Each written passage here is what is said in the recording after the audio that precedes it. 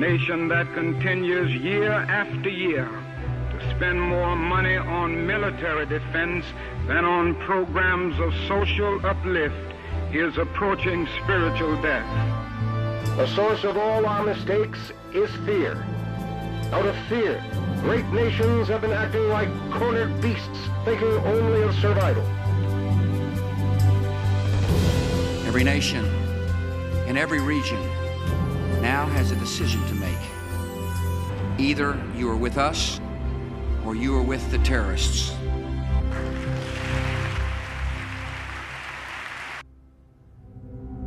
For most Americans, 9/11 was a terrible tragedy.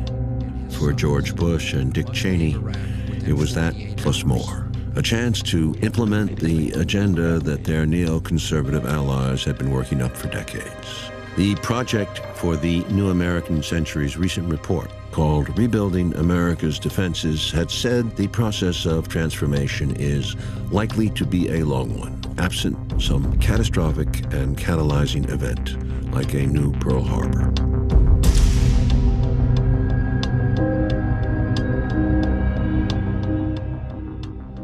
Al-Qaeda, in their mind, had given us Pearl Harbor. And within minutes of the attack, the Bush team leapt into action. With Bush in Florida, Vice President Cheney and his legal counsel, David Addington, took charge, arguing that the president, as a wartime commander-in-chief, could act virtually unfettered by legal constraints. On September 12th, already looking past al-Qaeda's Osama bin Laden group in Afghanistan, Bush, back in Washington, instructed counterterrorism chief Richard Clarke, "See if Saddam did this. See if he's linked in any way." It was Iraq, Saddam, find out, get back to me. And the reaction you got that day from the defense secretary, Donald Rumsfeld, from his assistant, Paul Wolfowitz? Well, Donald Rumsfeld said, when we talked about bombing the al-Qaeda infrastructure in Afghanistan, he said there were no good targets in Afghanistan. Let's bomb Iraq. And we said, but Iraq had nothing to do with this. And that didn't seem to make much difference. Donald Rumsfeld had already, on September 11, ordered strike plans for Iraq.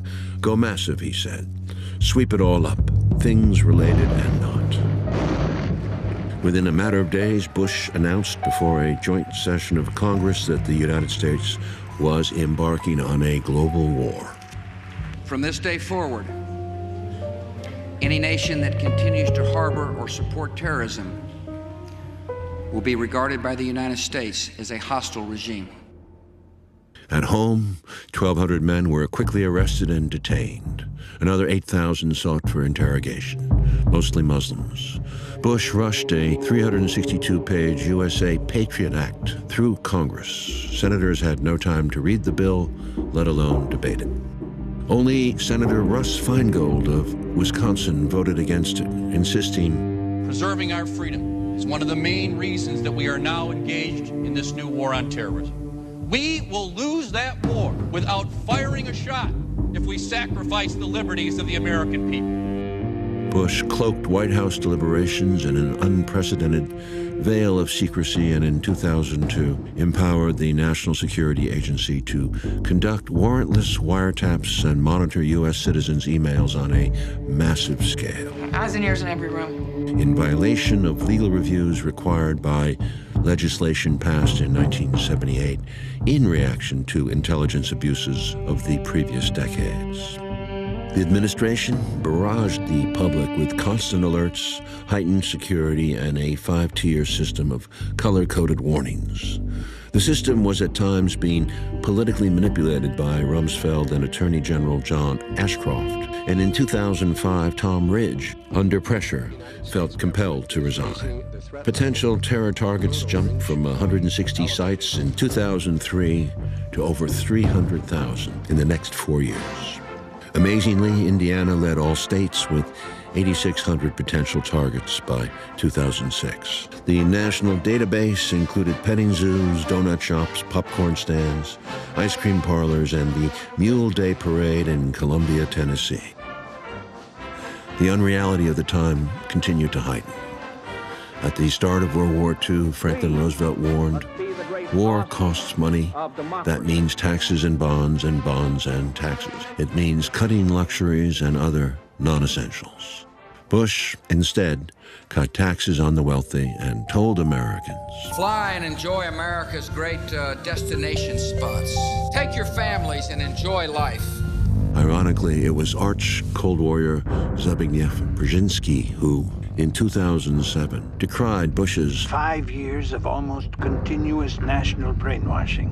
Where is the U.S. leader ready to say, enough of this hysteria, stop this paranoia? Even in the face of future terrorist attacks, the likelihood of which cannot be denied. Let us show some sense. Let us be true to our traditions. Terrorism, he stressed repeatedly, was a tactic, not an ideology, and declaring war on a tactic made absolutely no sense. We must stop the terror. I call upon all nations to do everything they can to stop these terrorist killers. Thank you. Now watch this drive. But the real weight of Bush's global crusade would be felt abroad.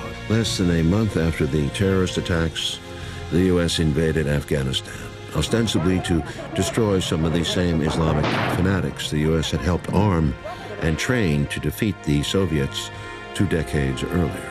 Critics of the war would point out later that no Afghans were among the 19 9/11 hijackers, 15 of whom were Saudi, and that U.S. bungling allowed Osama bin Laden and other al-Qaeda leaders to escape into Pakistan in early December. The CIA did round up thousands of suspects in Afghanistan and beyond. Although the U.S. had always considered its humane treatment of prisoners of war a sign of its moral superiority, the Bush administration branded detainees as unlawful enemy combatants, waived the battlefield hearings required, and placed them outside the conventions of treatment mandated by the Geneva Convention of 1949. When foreign governments criticized his position, Bush backed down on the Taliban suspects but refused to change his policy for the al-Qaeda fighters. Bush said, I don't care what the international lawyers say. We're going to kick some ass. The U.S. flew an unknown number of detainees to secret black sites around the world in such places as Thailand, Poland, Romania, and Morocco, where torture and other harsh interrogation techniques were implemented. Hundreds of others were imprisoned at the U.S. Naval Station at Guantanamo Bay, Cuba. At its peak in May 2003, the prison held roughly 680 men aged 13 to 98. 5% of these were captured by U.S. troops. More than 80% were turned over, often for cash rewards, by a combination of Afghan warlord militias and both Afghan and Pakistani bounty hunters. Government sources showed that only 8% were al-Qaeda fighters. 600 have been released. 6 convicted, and according to the government, 9 have died, most from suicide. As of 2012, 166 men from more than 20 countries remain in Guantanamo. The Bush administration encouraged the CIA to employ 10 enhanced interrogation methods that were the product of decades of research into torture, honed by allies in foreign countries.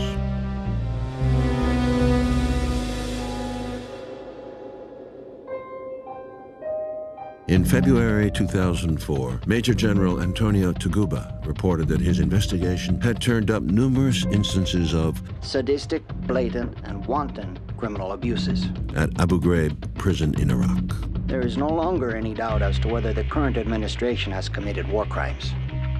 Arthur Schlesinger, Jr., a former Kennedy aide, said this torture policy was the most dramatic, sustained, and radical challenge to the rule of law in American history. No position taken has done more damage to the American reputation in the world, ever. Although the security situation in Afghanistan worsened over the next 7 years and the U.S. presence grew from 2,500 to 30,000 troops, Afghanistan was a distraction to Bush. His attention was focused on toppling his father's old adversary, Saddam Hussein. Evidence from intelligence sources, secret communications, and statements by people now in custody reveal that Saddam Hussein aids and protects terrorists, including members of al-Qaeda. As had Bill Casey in the 1980s and Lyndon Johnson in Vietnam, Bush used false intelligence. There's no question that the leader of Iraq is an evil man. After all, he gassed his own people. We know he's been developing weapons of mass destruction. UN inspectors searched high and low, visiting sites identified by the CIA. They found nothing, but Bush insisted the WMD were there. The British government has learned that Saddam Hussein recently sought significant quantities of uranium from Africa. Bush told Bob Woodward of the Washington Post around this time, I do not need to explain why I say things. I don't feel like I owe anybody any explanations. these were extraordinary times. Words took on new meanings, fulfilling George Orwell's prophecies of doublespeak in his novel 1984. First they steal the words, then they steal the meaning. Words like axis of evil, war against terror, regime change, simulated drowning, preventive war. Civilians killed were now collateral damage. CIA kidnappings were now extraordinary renditions. And that most patriotic concept, the homeland, grew into a gargantuan new federal agency as labyrinthine as the Pentagon. The French philosopher Voltaire in the 18th century observed, "Those who can make you believe absurdities can make you commit atrocities." The descent into unreality was dizzying. Black Hawk Down, another popular Oscar-nominated film, appeared in late 2001, glorifying American heroism and technology in 1990s Somalia.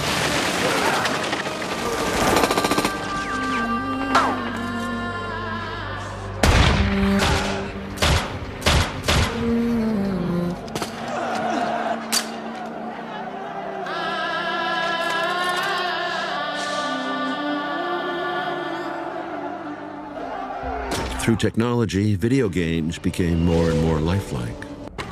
And on television, increasingly bizarre and fanciful reality game shows prospered in the ratings. Jenna, the tribe has spoken. U.S. media beat the drums of war. MSNBC, which was owned by General Electric, canceled Phil Donahue's popular primetime show 3 weeks before the invasion. Officials feared that the show would provide a home for the liberal anti-war agenda. At the same time, our competitors are waving the flag at every opportunity. And wave the flag they did. CNN, Fox, NBC paraded over 75 retired generals and officers, almost all of whom were later revealed to be working directly for military contractors. Pentagon officials gave them talking points, portraying Iraq as an urgent threat.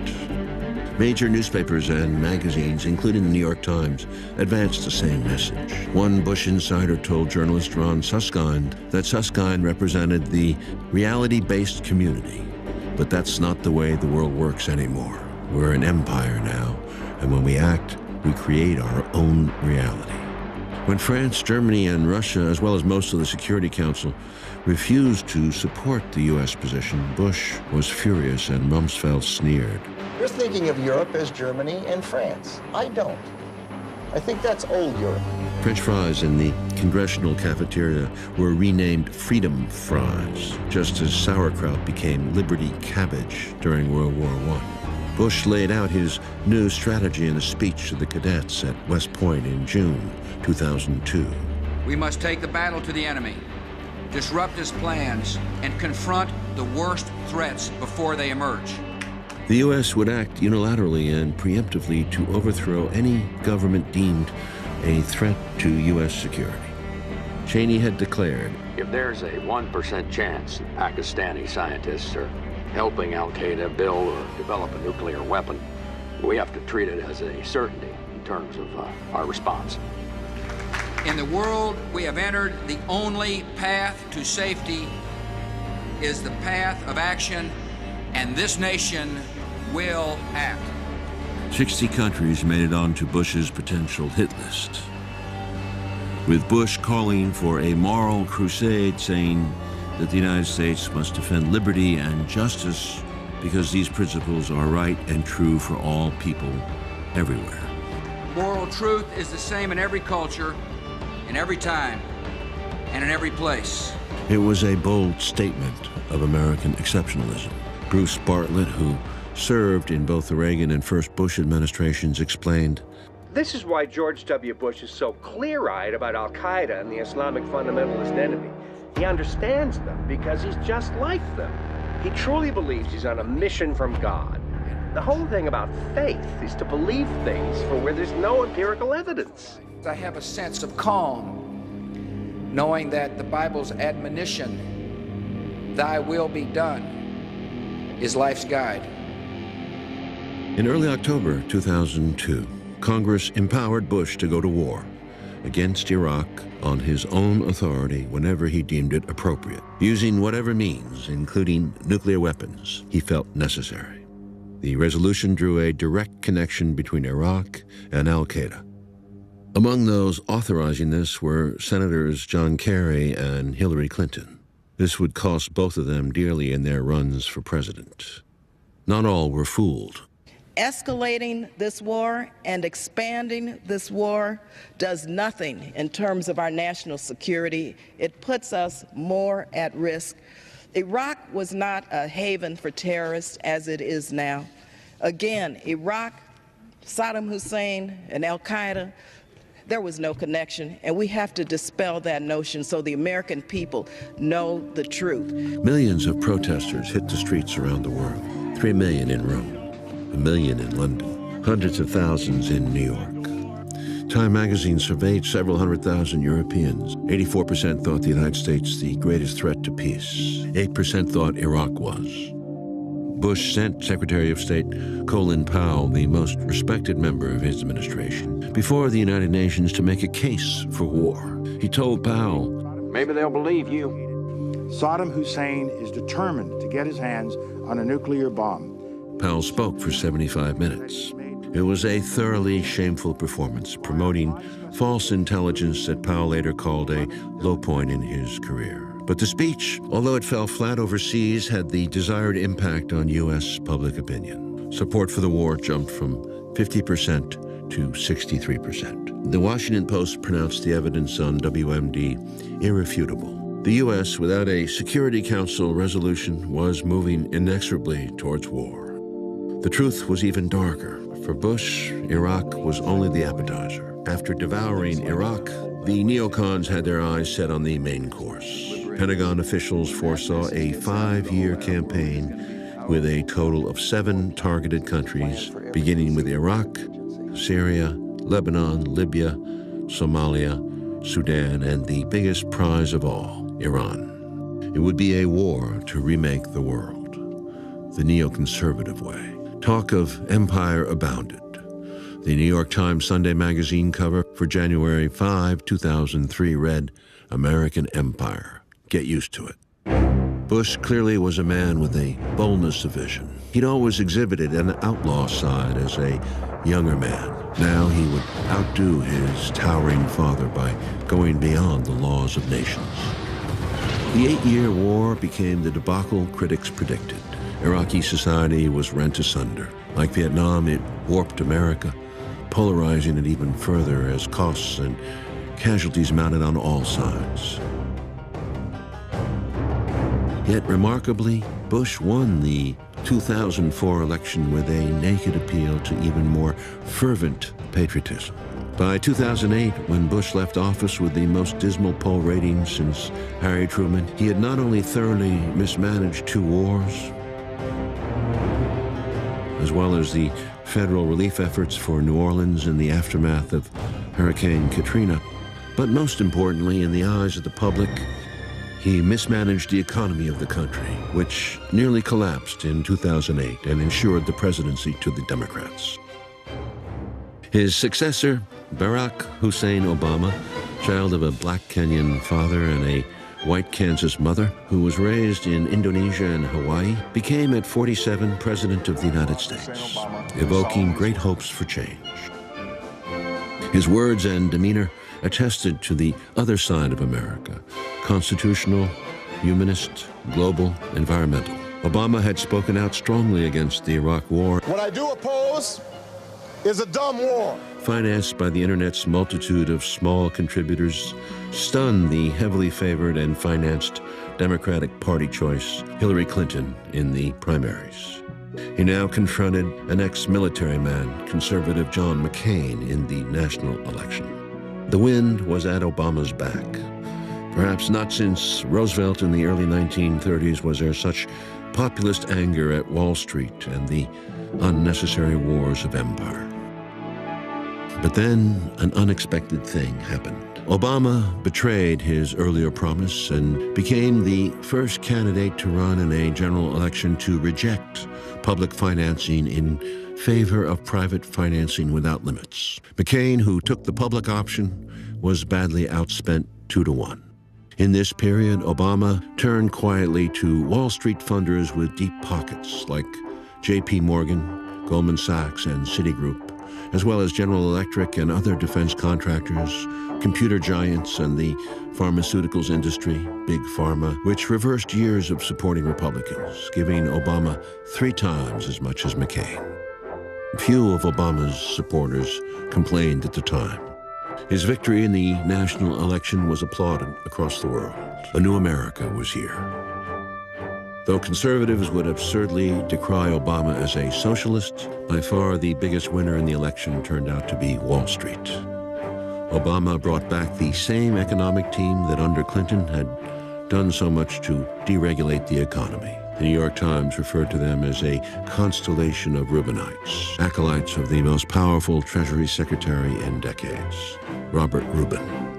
After nearly wrecking the world economy with spectacular innovations in leveraging and speculation, several giant banks, insurance companies, and mortgage lenders, prophesying the collapse of the world's economy if they went under, they were, in other words, too big to fail, eagerly accepted a $700 billion bailout on remarkably easy terms. In addition, the Federal Reserve Board cut the interest rate for banks to 0%. It became almost unpatriotic at the time to question the rightness of these financial rescues. But there were those who wondered, could not some of the sicker financial entities be let go and broken up? Could not these giants be confronted with the real market value of their toxic assets? The public wanted revenge. It was a classic Depression backroom moment, as illustrated by Frank Capra. You sit there back of your big cigars and think of deliberately killing an idea that's made millions of people a little bit happier. An idea that's brought thousands of them here from all over the country, by bus and by freight and jalopies and on foot, so they could pass on to each other their own simple little experiences. Why, look, I'm just a mug and I know it, but I'm beginning to understand a lot of things.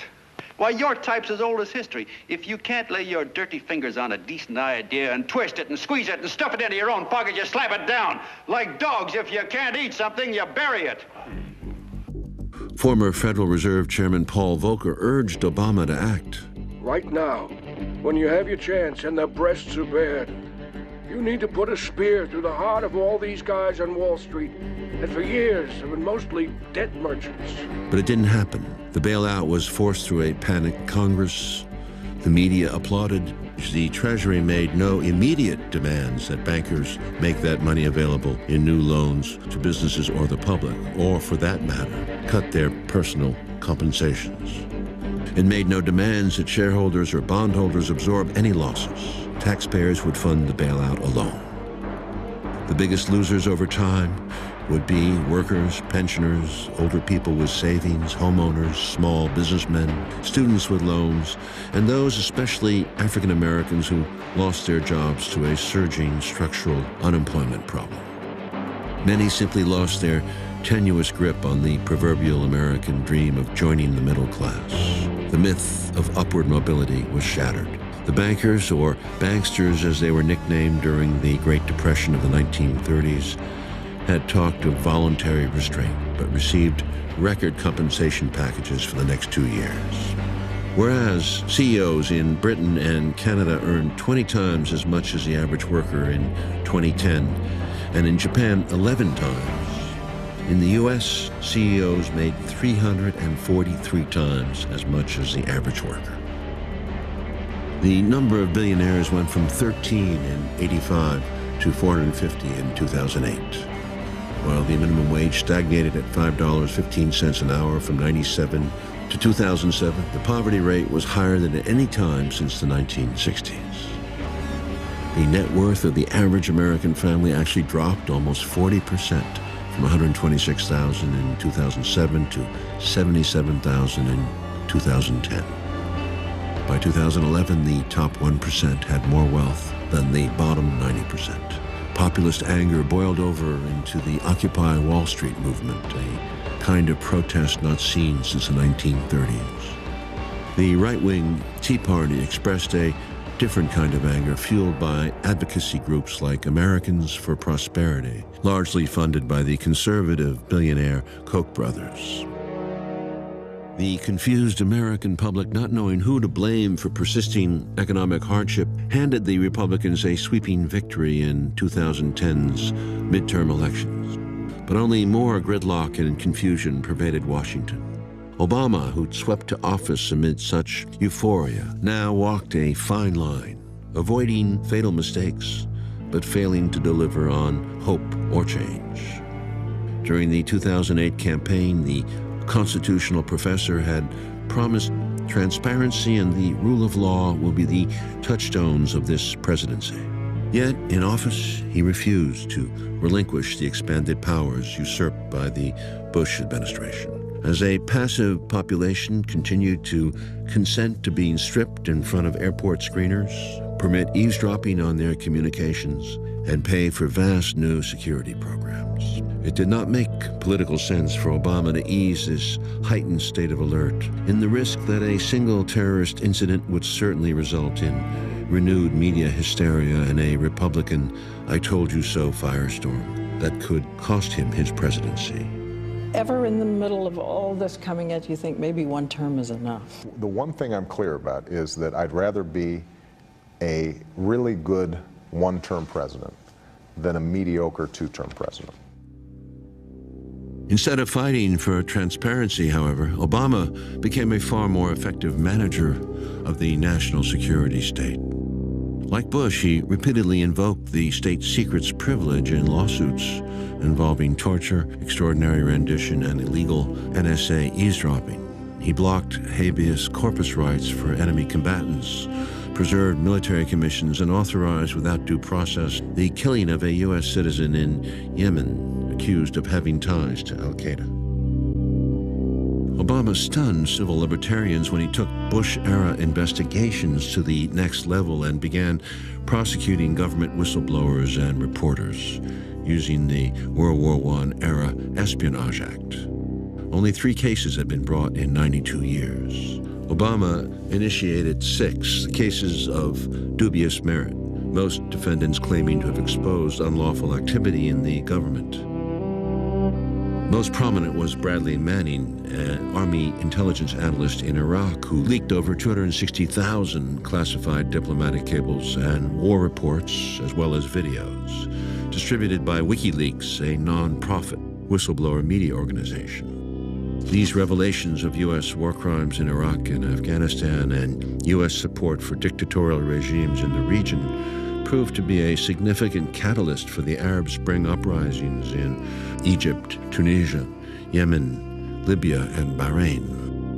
Nonetheless, Obama's administration has severely impaired the operation of WikiLeaks and threatens to prosecute its co-founder.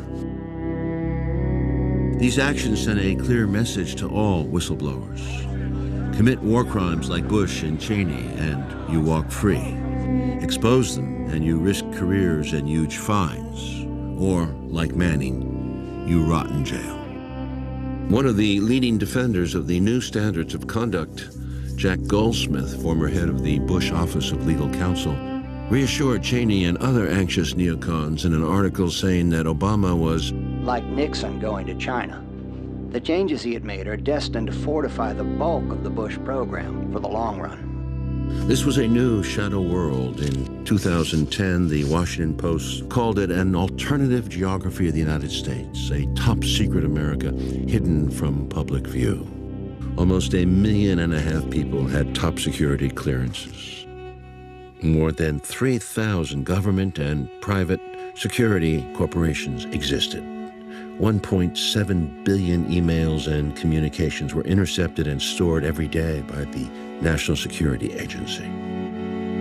Political commentator and constitutional lawyer Glenn Greenwald best described this truly radical change in our world when he wrote, "The core guarantee of Western justice since the Magna Carta was codified in the U.S. by the Fifth Amendment to the Constitution.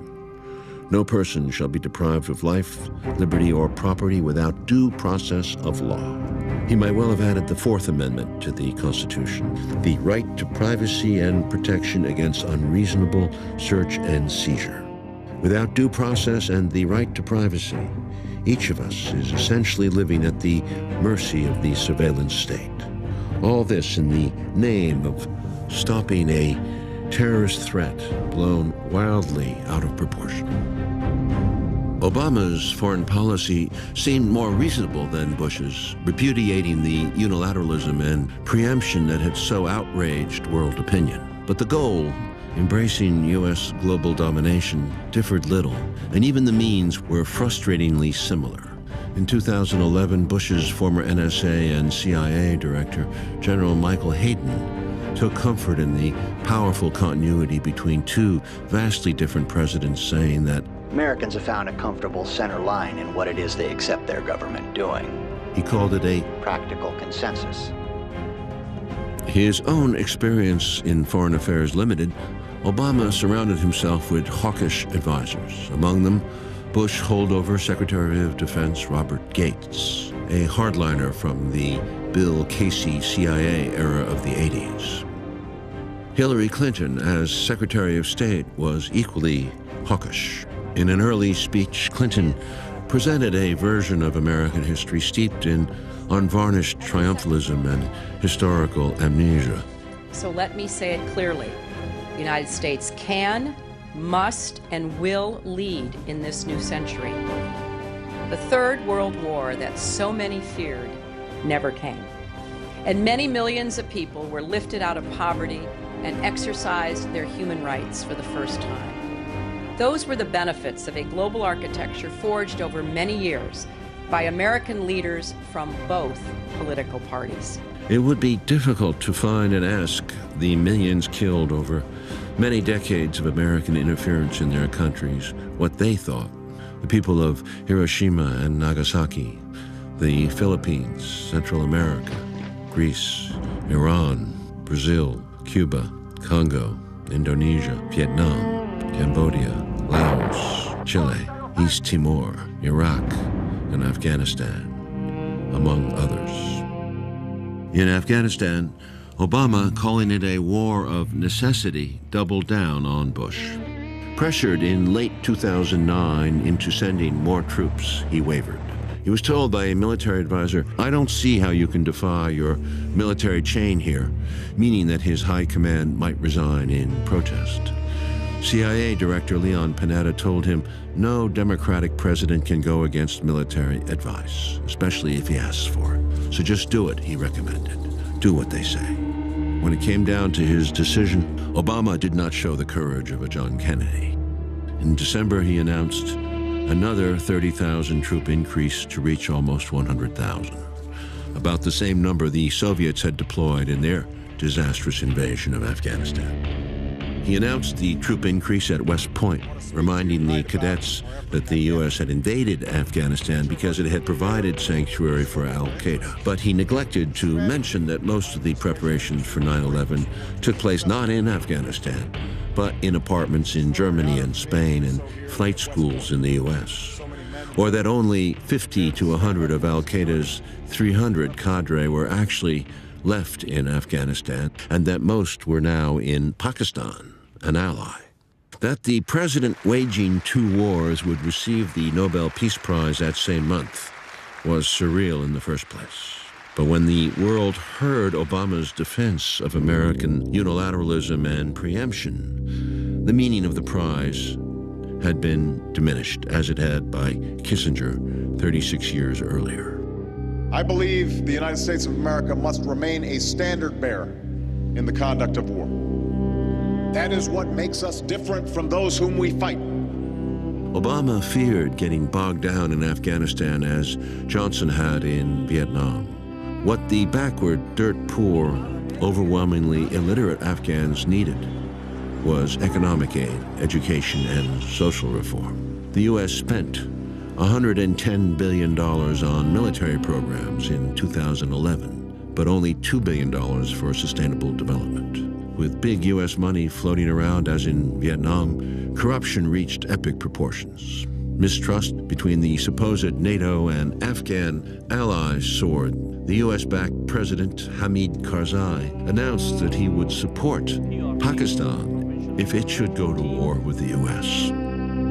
By 2012, Afghan soldiers and police were killing U.S. troops with such increasing regularity that the forces had to be increasingly separated. Meanwhile, bedraggled, demoralized U.S. forces left Iraq in December 2011. Almost 4,500 U.S. troops would not come home. More than 32,000 wounded, many of them severely. Iraqi death counts ranged from 150,000 to over 1 million. 2 million Iraqis fled the country. The irony was exquisite.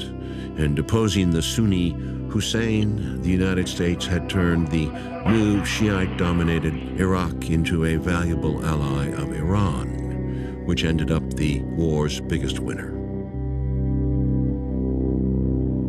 Bush officials had estimated the Iraq war to cost $50 to $60 billion. Rumsfeld had called anything above $100 billion baloney. By 2008, when Bush left office, the U.S. had spent some $700 billion on the war, not including long-term care for veterans. Economists project total long-term costs as high as $3 trillion. Obama welcomed the troops home at Fort Bragg, North Carolina, ensuring that the end of the war would be as dishonest as its beginning. But we're leaving behind a sovereign, stable, and self-reliant Iraq. Unlike the old empires, we don't make these sacrifices for territory or for resources. We do it because it's right. Never forget that you are part of an unbroken line of heroes spanning 2 centuries. To your grandparents and parents who faced down fascism and communism and delivered justice to those who attacked us on 9/11. Thus sanctioning once again Bush's lie about the connection of 9/11 to Iraq. The words were barely out of his mouth before Iraq was racked with a new series of deadly suicide bombings. To this day, Iraq teeters on the edge of civil war. Among the 2 war's fiercest critics were the nation's mayors, who gathered in Baltimore in June 2011 and called for using $126 billion in savings from these wars to rebuild the nation's cities. The mayor of Los Angeles was quoted as saying, "That we would build bridges in Baghdad and Kandahar and not Baltimore and Kansas City absolutely boggles the mind." For the American people, deadened to these wars, a single bright spot in this foreign miasma came in May 2011. A bold cross-border raid at night by Navy SEALs killed Osama bin Laden, living comfortably in the shadow of Pakistan's premier military academy. In the euphoria the raid created in the U.S., celebrating the skill and power of the SEALs who had executed bin Laden vigilante style and dumped his body at sea, a new profile was created for Obama as, unlike Bush, an effective war president who would, by any means necessary, hunt down the enemy. In fact, really a wolf in sheep's clothing. After a firefight, they killed Osama bin Laden and took custody of his body. A celebrated movie even implied torture as effective in finding bin Laden, though in fact it had been ordinary police and espionage work that located him after almost 10 years. Forgotten country. Geronimo's KIA. Oh my God. Nonetheless, America's capacity for self-love was again in full flower, and there were no troubling discussions of bringing a wounded bin Laden back for imprisonment and trial, as the United States had done at Nuremberg, where the Nazi defendants were unmasked and diminished. But a trial was the last thing most Americans wanted. Those who accepted torture could tolerate vigilante justice. But who was the real victor here? After estimated trillions of dollars spent, 2 wars, hundreds of thousands of dead worldwide, an endless war on terror, the loss of civil liberties and confidence in one presidency, and the near collapse of the empire's financial structure along with it, it can be said by a neutral observer that at the least the U.S. had won a Pyrrhic victory in which its losses had made victory pointless.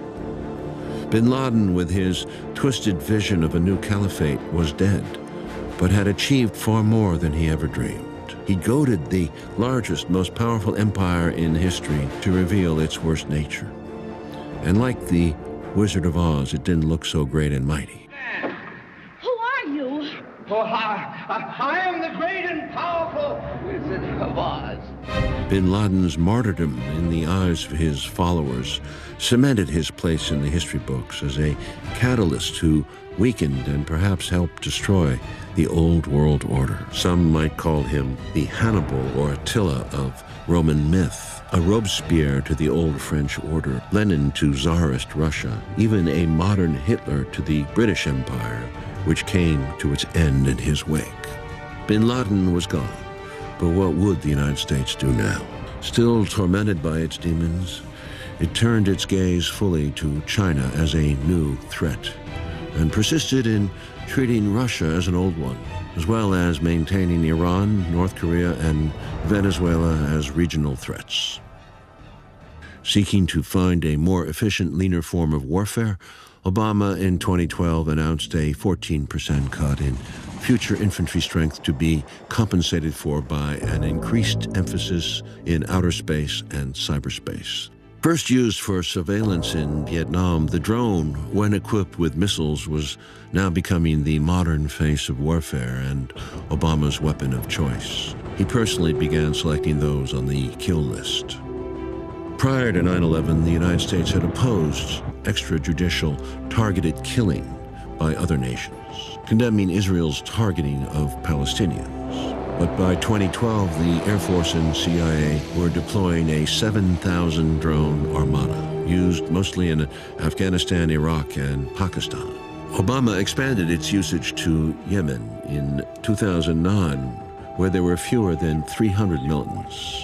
By mid-2012, that number had increased to over 1,000 as a steady barrage of U.S. drone attacks outraged Yemeni citizens. By 2012, Obama added Gaddafi's Libyan supporters, Islamic rebels in the Philippines, and Somalia to the drone list.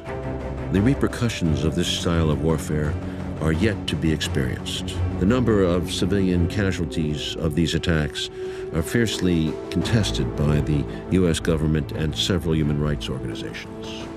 When the judge asked the Pakistani-born Times Square bomber how he could risk killing innocent women and children, he replied that U.S. drones were regularly killing women and children in Afghanistan and Pakistan.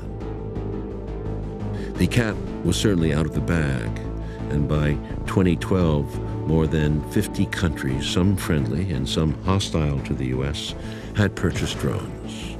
Israel, Russia, India, and Iran claimed to have mastered manufacturing lethal ones, but the most dynamic program was China's.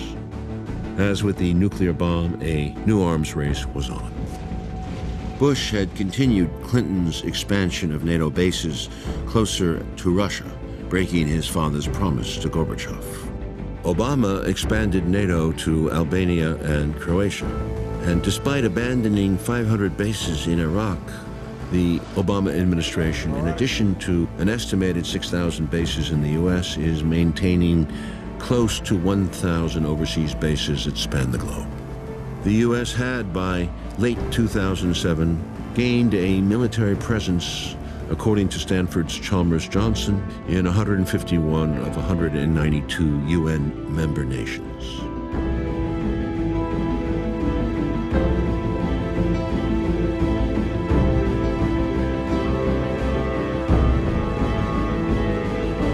In 2008, AFRICOM based in Germany, was added as a sixth command responsible for growing U.S. military presence in Africa. Southcom, based in Miami, was reorganized in 2010 to increase U.S. military presence in Latin America with bases and surveillance systems, counter-drug and counterinsurgency programs targeting manifestations of radical populism, as seen in Venezuela. The Fourth Fleet was reactivated in 2008 for the first time since World War II. The Navy now has 10 carrier strike groups patrolling international waters. America's Navy, a global force for good.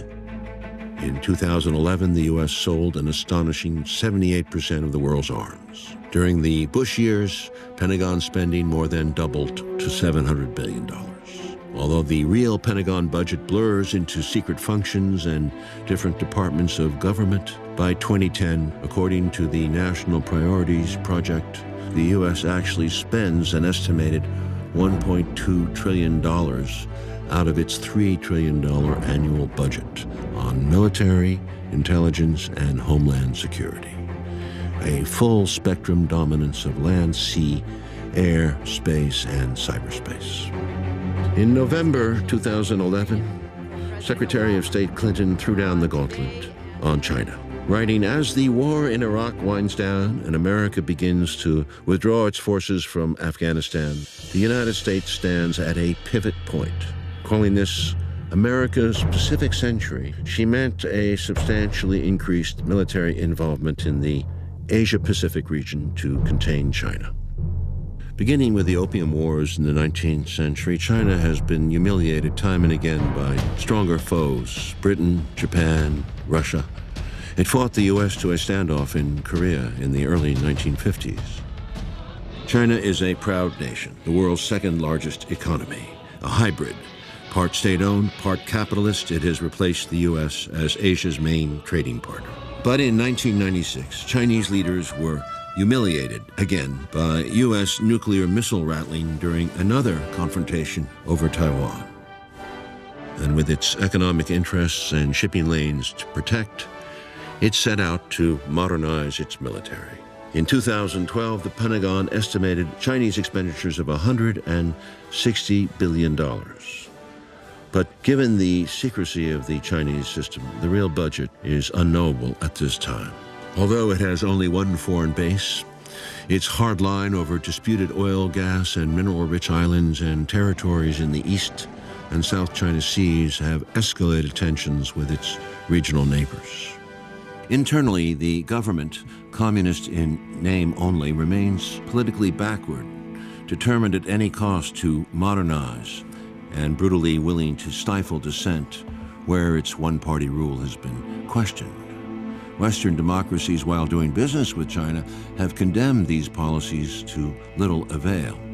But more ominously, China has again attracted the wrath of China-bashing American hardliners whose animosity dates back to the McCarthy era. A new face-off is in the works. The U.S. has returned to Asia, seeking new alliances, rebalancing its fleet, deploying its top stealth warplanes to bases within striking distance of China by 2017. It has strengthened military alliances with China's neighbors, particularly Japan, South Korea, Taiwan, and the Philippines, sending 2,500 Marines to Australia, the first long-term troop increase in Asia since Vietnam. The Chinese were deeply angry over the Obama administration's new arms sales of some $12 billion to Taiwan in 2010 and 11. They have accused the U.S. of seeking to encircle them. The fear of the U.S. by others cannot be underestimated. As the late conservative political scientist Samuel Huntington acknowledged in 1996. The West won the war not by the superiority of its ideas or values or religion, but rather by its superiority in the application of organized violence. Westerners often forget this fact. Non-Westerners never do. Progressive China experts fear the U.S. is once again employing Truman's 1946 playbook with the Soviet Union in an attempt to contain China. The same situation exists once again with Western revulsion for China's internal policies. But this time, holding $1 trillion in U.S. Treasury bonds, the Chinese could imperil the U.S. economy in ways the Soviets never could.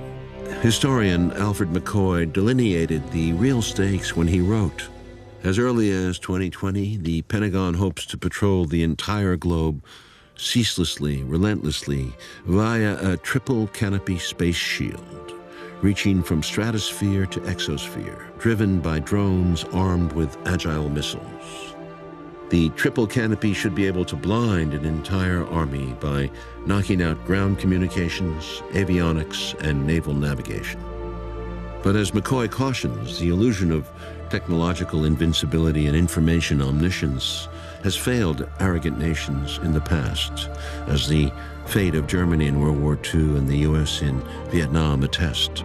With tragic irony, McCoy reminds us that the U.S.'s veto of global lethality might be an equalizer for any further loss of economic strength, and that the U.S.'s fate might well be determined by which comes first in this century-long cycle: military debacle from the illusion of technological mastery, or a new technological regime powerful enough to perpetuate U.S. global dominion.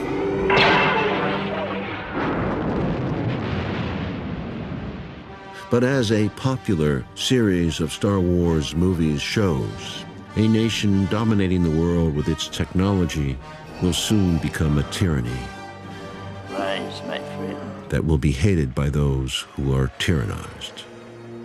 China may become the first new empire to emerge in this nuclear-armed world, but an empire modeled on the U.S. or British versions would be a disaster. Great Han chauvinism would be no better than American exceptionalism. Former defense official Joseph Nye observed that the dominant power's failure to integrate the rising powers of Germany and Japan into the 20th century global system resulted in 2 catastrophic world wars. History must not be allowed to repeat itself again. The Chinese must shun the American example, and the U.S. must reverse course.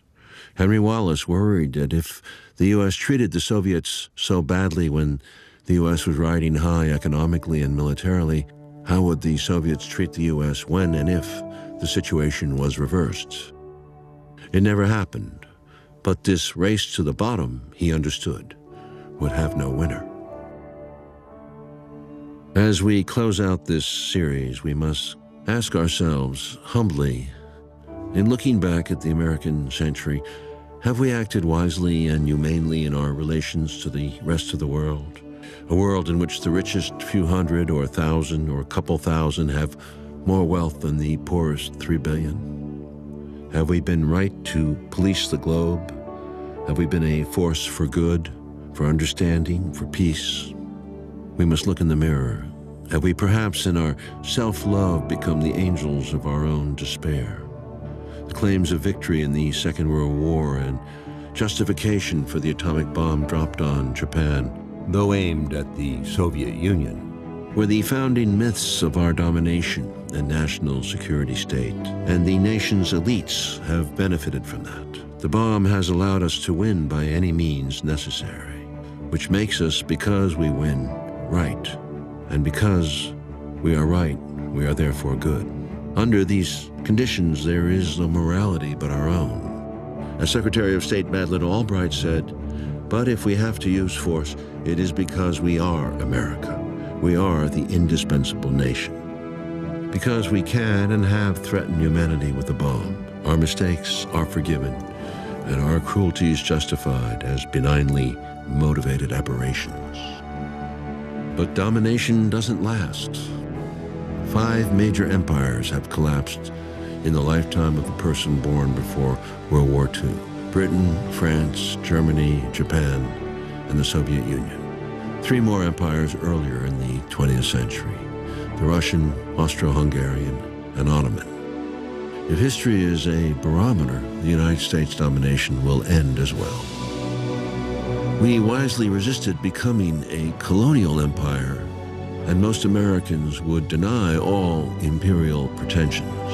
Perhaps that is why we cling so doggedly to the myth of American exceptionalism, American uniqueness, benevolence, generosity.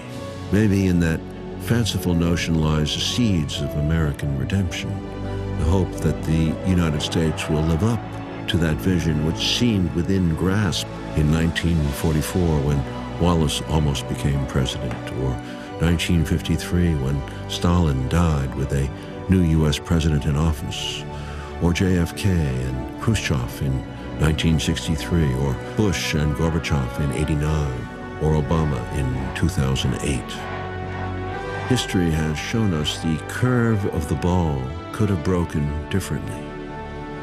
These moments will come again in a different form. Will we be ready?